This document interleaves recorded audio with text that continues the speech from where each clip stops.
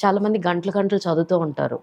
వాళ్ళు కరెక్ట్‌గా పేపర్ పెట్టుకుని ఇలా రాసేటప్పటికే మర్చిపోతూ ఉంటారు. అంటే దీనివల్ల ఈ స్ట్రెస్ వల్ల మెమరీ వీక్ అవ్వడం లాంటియేమన్నా జరుగుతాయంటే వాట్ యూ విల్ సే? ఇప్పుడు సపోజ్ ఫర్ ఎగ్జాంపుల్ నేను చేతిలో ఏవో సామాను పట్టుకొని ఒక రూమ్ నుంచి ఇంకో రూమ్‌కెళ్ళాలనుకోండి. ఈ హ్యాండ్‌లో ఎన్ని సరిపోతాయి? మహా అంటే ఒక 2, 3 మామిడి పళ్ళు లాంటివో, యాపిల్సో అనుకుందాం. ఇటువైపు ఇంకో 2, 3 పెట్టగలుగుతా. అంతకంటే నాకు గనక ఒక డజన్ ఇస్తే నేను ఎక్కడ పట్టుకుంటాను? So I need one bag to carry. Same way బ్రెయిన్‌లో థాట్స్ అనేది ఓవర్ థింకింగ్ చేస్తుంటారు. స్ట్రెస్ ఎక్కువ పెట్టేసుకొని ఫ్లడింగ్ ఆఫ్ థాట్స్. అంటే నేను పాస్ అవ్వకపోతే ఎట్లా? నెక్స్ట్ నాకు ఉద్యోగం రాకపోతే ఎట్లా? అమ్మ ఏమంటుంది? డాడీ ఏమంటారు? లేకపోతే టీచర్స్ ఏమంటారు? నా ఫ్రెండ్స్ నవ్వుతారేమో, అన్నయ్య కంటే నాకు ఎక్కువ మార్కులు రావాలి. ఇట్లాగా రకరకాలు కంపారిజన్స్ అండ్ ఫ్యూచర్ లైఫ్ గురించిన యాంగ్జైటీ. పాస్ట్లో సపోజ్ వాళ్ళు ఫెయిల్ అయి ఉన్నారు, అదే గుర్తు తెచ్చుకోవటం. అరే నన్ను వాడు అలా తిట్టాడు, వాళ్ళు ఇలా ఇల్ ట్రీట్ చేశారు. సో ఇవన్నీ ఏమవుతున్నాయి? Multiple thoughts are occupying the brain space. బ్రెయిన్లో ఉండేది ఇంత ప్లేసే.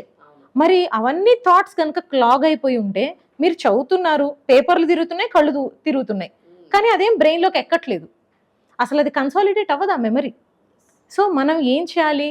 ప్రెజెంట్ మూమెంట్లో ఉండటం అనేది ప్రాక్టీస్ చేయాలి.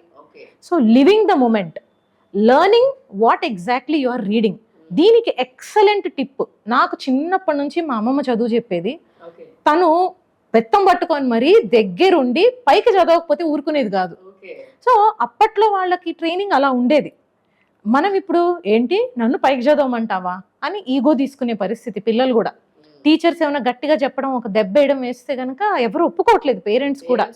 సో అవన్నీ పెద్ద గొడవలు అయిపోతుంటాయి. అలాగని దెబ్బలు బాగా తగిలేలాగా కొట్టమని కాదు పిల్లల్ని, కొంచెం డిసిప్లిన్లో పెట్టడం అనేది అవసరం. దానికోసం ఏదో స్కూల్స్కి పంపుతున్నాం, లేకపోతే టెక్స్ట్ బుక్స్ కొనుక్కుని ఇంట్లోనే చదివించవచ్చు కదా పిల్లల్ని. ఎవరి మాట వినరు కాబట్టే ఒక డిసిప్లిన్ నేర్పాలని స్కూల్స్కి పంపుతుంటాం. సో అక్కడ మీరు గమనించాల్సింది ఏంటంటే, ఒక విషయాన్ని పైకి చదవటం వలన అది చదువుతూ ఉంటే ఆడిటరీ మెమరీ అంటాం. అంటే మనం చూస్తూ చూస్తూ విజువల్గా మెమరీ రికార్డ్ అవుతుంది, అది బ్లూ ప్రింట్ లాగా మైండ్లో ఉండిపోతుంది. బట్ అది రీటైన్ అవ్వాలంటే రెండోసారి మనం మళ్ళీ చదవాలి దాన్ని. అది మనం పైకి చదివామనుకోండి ఆడిటరీ మెమరీ, మన చెవుల ద్వారా నర్వ్స్ తీసుకెళ్ళి కూడా బ్రెయిన్కి అందిస్తాయి. సో 2 విధాలుగాను అది వెళ్ళి మనకి మెమరీ కన్సాలిడేషన్ అనేది చాలా ఇంప్రూవ్ అవుతుంది. At the same time concentration పెరుగుతుంది. ఎందుకు? మనం గట్టిగా చదువుతున్నాం, మనం ఏం చదువుతున్నామో మనం కూడా వింటున్నాం. ఆటోమేటిక్గా మనకు తెలియకుండానే హోల్ సెన్సెస్ అన్నీ ఆ పర్టికులర్ మూమెంట్లో కాన్సన్ట్రేట్ అయిపోతాయి. దానివల్ల డైవర్షన్స్ ఉండవు. మనసులో చదువుకోవడం అనేది మ్యూజిక్ వింటూ కూడా చదువుతుంటారు. ఆ పాట లిరిక్సా, మ్యూజిక్కా, లేకపోతే మధ్యలో వచ్చే బీట్సా, ఇక కాదంటే ఇక్కడ చదువుతున్న టాపిక్కా, ఏది వెళ్ళాలి మైండ్లోకి? సో చాలామంది ఉత్తినే అలా చదువుతారే కానీ మైండ్ ఎక్కడో ఆలోచిస్తూ ఉంటుంది, రకరకాల థాట్స్ చుట్టూ తిరుగుతుంది. So what are you exactly doing? So 3 tips దీనికోసం నేను ఎప్పుడు చెప్తాను.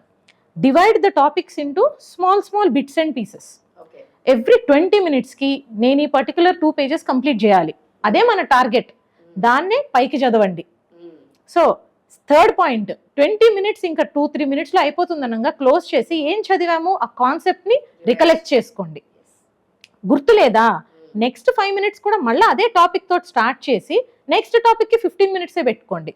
ఎవ్రీ 20 మినిట్స్కి షార్ట్ బ్రేక్ తీసుకోవాలి. ఆ 5 మినిట్స్ బ్రేక్ ఇచ్చిన దాని వలన మనకి బ్రెయిన్కి, ఐస్కి, థ్రోట్కి, ఇయర్స్కి అన్నిటికీ కూడా రిలీఫ్ దొరుకుతుంది. ఆ బ్రేక్ తీసుకున్న ఎఫెక్ట్, ఇంపాక్ట్ సూపర్ పవర్ఫుల్గా నెక్స్ట్ 20 మినిట్స్ మళ్ళీ వర్క్ చేయగలుగుతారు. సో ఇలా గనక ఒక 3 అవర్స్ ఎఫెక్టివ్గా చదివారనుకోండి, హోల్ డే బుక్ పట్టుకొని ఉత్తినే ఇలా ఊగుతూ కూర్చున్న దానికి దీనికి ఎఫెక్టివ్నెస్ అనేది మారిపోతుంది. సో ఎక్స్పోనెన్షియల్గా వాళ్ళు they will do brilliant in there education. So ఇది ఎవరికో చెప్పడం కాదు, ఈవెన్ నేను కూడా చేసి చూసా. చాలామంది ఫ్రెండ్స్ లైబ్రరీకి వెళ్ళి చదువుదాం అనేవాళ్ళు.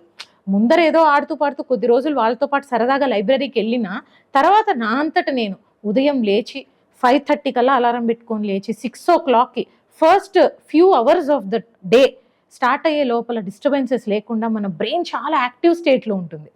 అప్పుడు కనుక క్షుణ్ణంగా పైకి చదువుకొని హాయిగా ఎవరో నవ్వుతారు ఎవరో వింటారని ఏం లేదు కదా, మన రూమ్లో మనం కూర్చొని కనుక పెద్దగా చదువుకొని మనమే వింటూ రాసుకుంటూ మెమరీని మళ్ళీ రికలెక్ట్ చేసుకుంటూ రివిజన్ చేసుకుంటే అవే చాలా అద్భుతంగా గుర్తుండిపోతాయి. Hi everyone, Nenu mi Vedika. Please subscribe to Volgo Health. Don't forget.